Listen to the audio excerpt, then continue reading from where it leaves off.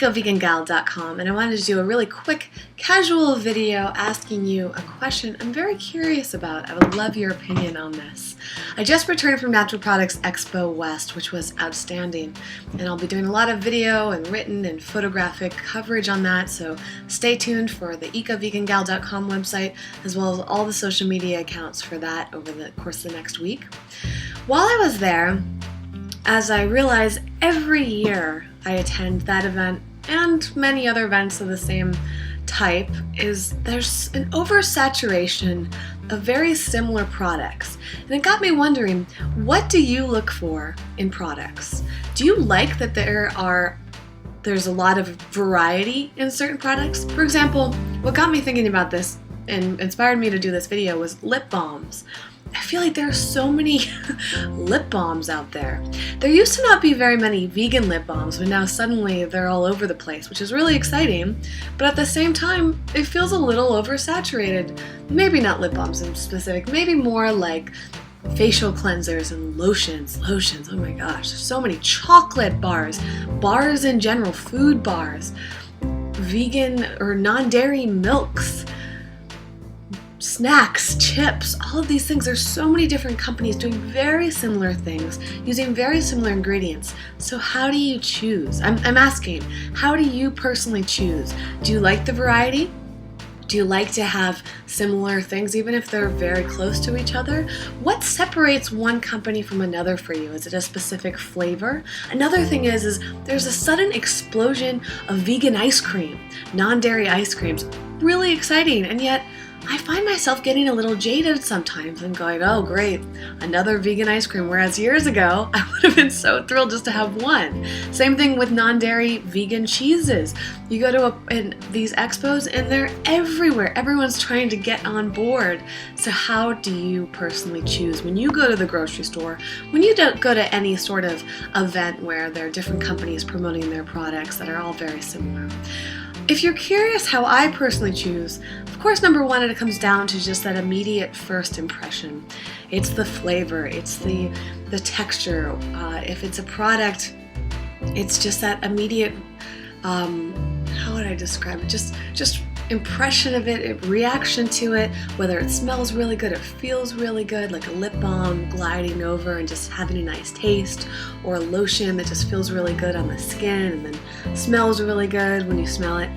But for me, it's always about the ingredients. So I wanted to read you off a list of my standards in case you're wondering the same thing. How do you choose when there are so many products that are already very similar to each other?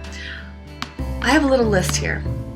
So whenever I look at products, I go through the following list in my mind.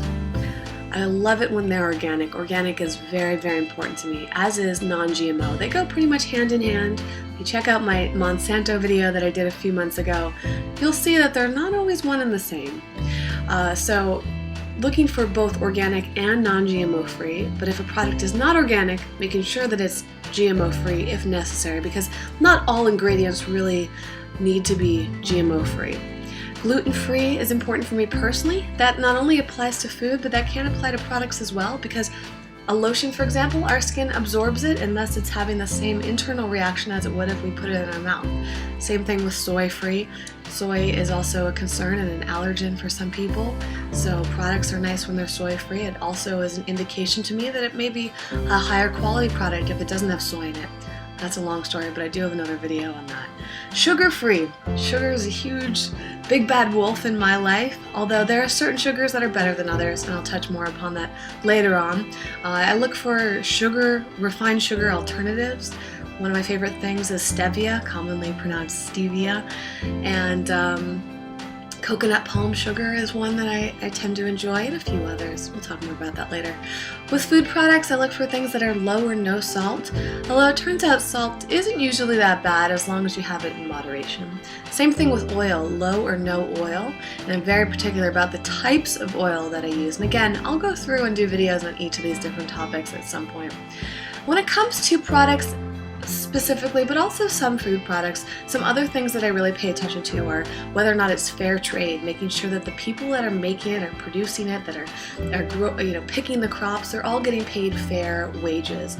There's a number of different things in fair trade. I do have an interview with the Fair Trade USA company from a few expos ago if you want to check that out. Made in the USA. Personally, as a US citizen, I like products that are made in my country to support the economy here. It's even better if they're made locally to my state, which is currently California. So if you're in the US, it's nice to look for Made USA because there are also a lot of labor issues with products that are produced in other countries, China for example. If it's not made in the USA, you can take the responsibility to find out exactly where it's made and how it's made, make sure that there's no slave or child labor involved, and go through all the different aspects of how that product is produced. I love it when the product itself is recycled or recyclable, especially the packaging around it. Speaking of packaging, biodegradable and compostable packaging, but being knowledgeable about where that packaging is going after I consume the product, whether it is food or whether it is whatever, body care, home product, a companion animal product. Where does that packaging go when I'm done? And products that have minimal packaging. There's all types of eco-friendly packaging, but the minimal packaging is also key. If you can find something with no packaging whatsoever, and a packaging that you can reuse. So glass is one of my favorite things because I reuse it for all sorts of things. And I'm not sure if I've done a video on that, but I have a number of videos on reusing bags and various containers. Products that are made with energy efficiency, especially when you're buying electronics, but sometimes products are made in solar-powered facilities. So you can look for those labels on there if this company is doing anything extra to minimize their energy impact. Also, some companies are very I'm blanking here, conscious of their energy usage in all aspects, including their cars. So, how their products are made and what the distance has to go from store to store on whether it's on a vehicle or whether it's on an airplane. So those are all interesting factors, and a lot of companies are starting to pay more attention to that and often find that information and all this information on their website. And last but not least, most important out of all is making sure that it's non-toxic.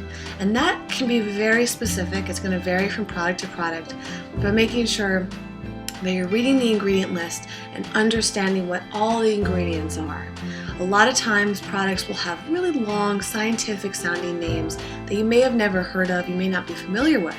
That does not necessarily mean that they're toxic, but you never know. They're confusing. So I recommend educating yourself on this, going to websites. You can look up the word, type it in, Wikipedia it if you want, Google it.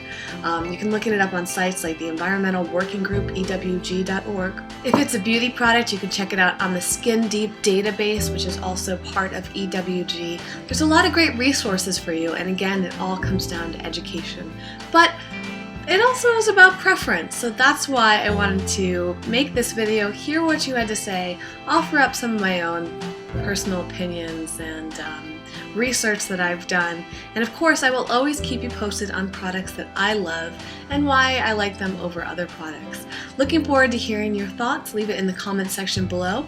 You also feel free to share your thoughts on social media. We'll probably start a discussion on this on Facebook and Twitter. And I just love hearing from you all the time. Thanks so much for watching, and I will see you in the next video. Bye!